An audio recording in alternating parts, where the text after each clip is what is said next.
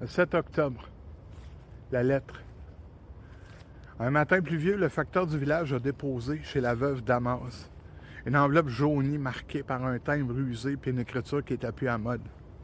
La lettre avait une date effacée avec le temps, une date à peine lisible, 20 octobre 1903.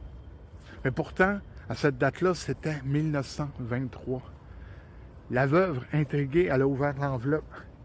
La feuille en dedans était bien pliée, toute belle, toute intacte. C'était une déclaration d'amour, une promesse de mariage signée par un jeune notaire qu'elle avait aimé dans sa jeunesse. Elle a lu, puis elle a relu la lettre, le cœur qui y débattait. Mais l'homme n'était jamais revenu de Paris. Il avait été déclaré mort 20 ans avant. Le soir même, elle était assise auprès de la cheminée, la lettre dans ses mains, elle lisait.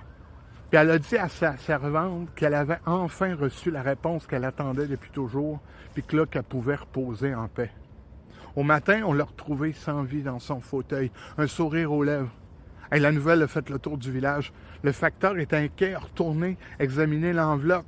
L'adresse était claire, l'écriture était bien correcte. Mais personne ne pouvait expliquer comment cette lettre-là avait pu se promener 20 ans avant d'arriver. Et puis ce temps-là, à chaque 20 octobre, dans le village, il y a une lettre ancienne qui surgit dans la boîte à mal des Damas. Tantôt, c'est un mot d'amour, tantôt, c'est une feuille blanche. Mais toujours le cachet de l'enveloppe porte la date du 20 octobre 1903. Les voisins disent que si on ouvrait toutes les lettres, on finirait par lire non pas une déclaration, mais un appel qui vient d'un autre monde.